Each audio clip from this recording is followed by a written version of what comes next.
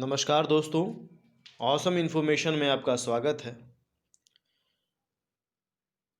चूँकि आज के बदलते परिदृश्य में नौकरी के लिए कई तरह की संभावनाएं हैं, जैसे बैंकिंग में अभी वैकेंसी बहुत ज़्यादा आती है, फिर टीचिंग में आती है, फिर रेलवे में आती है। तो उसी को ध्यान में रखते हुए जो स्टूडेंट्स बीएड एंट्रेंस की तैयारी कर रहे हैं या फर्स्ट ईयर या सेकंड ईयर में सीटेट, एस्टेट या केवीएस, एनवीएस की तैयारी करते हैं, उनके लिए वीडियो की एक नई श्रृंखला शुरू की गई है, जिससे शिक्षण गतिविधियों में जो लोग शामिल हैं या टीचिंग को अपने करियर के रूप में जो बनाना चाहते हैं, उनके लिए वीडियो बहुत लाभप्रद होगा। तो चलिए स्टार्ट करते हैं। आज सबसे पहले हम पढ़ेंगे कि व्हाट इज़ लर्निंग, अधिगम क्या है। ये आपको सीटेट, एस्टेट में, साथ ही साथ बीएड फर्स्ट ईयर में भी आपको पढ़ना है। हम इसका अध्ययन करेंगे, विस्तार पूर्वक अध्ययन करेंगे और एकदम सरल भाषा में अध्ययन करेंगे कि उस व्यक्ति को भी समझ में आ जाए जिससे कुछ नहीं आता है, या टीचिंग लाइन का ABCD भी जिसे नहीं पता है। अधिगम के बारे में अगर हम बात करें तो अधिगम अपने पूर्व अनुभव द्वारा अपने परिवेश और आनुवांशिक गुणों के अनुरूप विचार और व्यवहार में परिवर्तन है। अर्थात जब व्यक्ति या बालक किसी विशेष परिस्थिति में अपने ज्ञान और अनुभव द्वारा कुछ सीखता है या ज्ञान अर्जित करता है, तो उसके व्यवहार में परिलक्षित हो तो हम कहते हैं कि अधिगम हुआ, यानी व्यक्ति ने कुछ सीखा है। देखिए, इसे इस तरीके से समझिए। यदि व्यक्ति कुछ सीखता है तो उसके विचार में बदलाव होता है, लेकिन विचार को तो आप देख नहीं सकते। एग्जाम्पल के तौर पर बुद्ध धर्म में कहा जाता है कि हमें ज्ञान प्राप्ति हो गई, या जैन धर्म में कहता है कि कैवल्य प्राप्ति हो गई, या कोई भी व्यक्ति कहता है कि मुझे कुछ ज्ञान प्राप्त हुआ, तो आप उसके दिमाग में तो घुस के देख नहीं सकते कि उसे ज्ञान प्राप्त हुआ है कि नहीं। तो कैसे पता चलेगा कि किसी व्यक्ति ने कुछ सीखा है या नहीं सीखा है? वो पता चलता है उसके व्यवहार को देखकर। ठीक है, तो विचार में परिवर्तन जब व्यवहार द्वारा परिलक्षित होता है तो उसका व्यवहार बदल जाता है, तो उसी को हम कहते हैं अधिगम। यानी सिंपल टर्म्स में हम कहें, अपने पूर्व अनुभव द्वारा यदि व्यक्ति अपने व्यवहार में कुछ परिवर्तन ले आता है तो हम उसे सीखने की संज्ञा, लर्निंग की संज्ञा दे देते हैं। एग्जाम्पल एक और समझिए। कॉमन एग्जाम्पल्स जो लोग बुक में पढ़ते हैं वो है कि एक बालक जब एक जलती हुई मोमबत्ती या लालटेन के पास जाता है, उसे छू कर देखता है तो उसे गर्म महसूस होता है, उसका हाथ जल जाता है। अगली बार वो उस चीज़ को छूने से बचता है, यानी उसके व्यवहार में परिवर्तन आ गया, यानी उसके विचार में भी परिवर्तन आया है, लेकिन वो परिलक्षित हो रहा है व्यवहार के द्वारा कि बच्चा अब उस चीज़ को छूने से डर रहा है। तो हम कहेंगे कि बच्चे ने सीख लिया कि उस मोमबत्ती के पास नहीं जाना है, यानी बच्चे को अधिगम हुआ। देखिए, इसका ये मतलब कतई नहीं है कि आप अपने बच्चों को या छोटे बच्चों को किसी लौ या मोमबत्ती के पास जाने दे, छत से गिरने दे।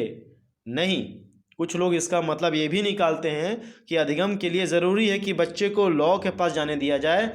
ऐसा सोचना बिल्कुल मूर्खता है, क्योंकि गलती करते हुए इंसान सीखता ज़रूर है, उसके व्यवहार में परिवर्तन ज़रूर होता है, लेकिन जानबूझकर गलती करना या अपने बच्चे को गलती करने देना, ये मूर्खता की हद होती है। ठीक है, तो आप समझ गए। देखिए, और भी कई उदाहरण से आप समझ सकते हैं। मैंने आपको विचार के परिवर्तन से जो अभिव्यक्ति व्यवहारों द्वारा हो रही है या जो बदलाव व्यवहारों में हो रही है, उसको अधिगम कहा। इसको आप ऐसे भी समझ सकते हैं। मान लीजिए एग्ज़ाम में आप गए, कोई आपकी नकल करके लिख दे रहा है, या किसी चिड़ियाघर में कोई बंदर आपकी नकल कर रहा है, आपके व्यवहार का बदल रहा है, व्यवहार को देखकर वो अपना व्यवहार उसी तरह से कर रहा है। तो क्या आप कहेंगे कि चोरी करते हुए वो सीख गया या फिर बंदर सीख गया? नहीं, व्यवहार में परिवर्तन के लिए विचार में परिवर्तन ज़रूरी है। इस तथ्य को ध्यान रखिएगा। विचार में परिवर्तन होती है और वही विचार जब व्यवहारों में परिलक्षित होते हैं, जिससे व्यवहार में परिवर्तन होता है, तो उसे अधिगम कहा जाता है। ये अधिगम का बहुत ही सरल व्याख्या है। यदि आप किताब को देखिएगा तो इसके कई तरह के व्याख्या हो सकते हैं, कई तरह से आप परिभाषित कर सकते हैं। कुछ लोग होते हैं जो सोचते हैं कि जो किताबों में लिखा है, यदि अक्षरशः उसे कोई बोलता है उसी तरह से, तभी हम सही कहेंगे। जी नहीं, यदि ऐसा कोई कुछ कहता है तो इसका मतलब उन्हीं लोगों में से हैं जो डॉक्यूमेंट के आधार पर पास हो रहे हैं, डॉक्यूमेंट के आधार पर नौकरी कर रहे हैं, और शिक्षा का तो ये मतलब ही नहीं हुआ, क्योंकि अधिगम का प्रोसेस ही शिक्षा का प्रोसेस है। यही एक सिक्के के दो पहलू हैं। शिक्षा क्या है, शिक्षण क्या है? जिंदगी भर सीखने सिखाने का काम शिक्षण है। तो मैंने आपको अधिगम की सबसे सरल व्याख्या दे दी जो यहाँ लिखा हुआ है, लेकिन इसे आप अपने शब्दों में भी लिख सकते हैं। कई वैज्ञानिकों ने अधिगम को कई तरीके से परिभाषित किया है। चलिए कुछ महत्वपूर्ण वैज्ञानिकों के सोच को जाने कि वो क्या कहते हैं कि अधिगम क्या है। देखिए, ब्लेयर, जोन्स एंड सिम्पसन ने कहा था, व्यवहार में कोई परिवर्तन जो अनुभवों का परिणाम है और जिसके फलस्वरूप व्यक्ति आने वाले स्थितियों का भिन्न प्रकार से सामना करता है, अधिगम कहलाता है। तो इनकी बात भी सही हुई। वुडवर्थ ने कहा था, नवीन ज्ञान और नवीन प्रतिक्रियाओं को प्राप्त करने की प्रक्रिया सीखने की प्रक्रिया है ना। यदि आप कुछ नया सीखते हैं और नया सीखने के हिसाब से नया प्रतिक्रिया करते हैं, जैसे आप कंप्यूटर सीखते हैं, जैसे आप रीजनिंग सीखते हैं, तो आप नए ज्ञान को सीख रहे हैं, उस हिसाब से प्रतिक्रिया भी कर रहे हैं एग्जाम में, या जहां उसको प्रतिक्रिया करना ज़रूरी है, तो वो भी अधिगम आता है।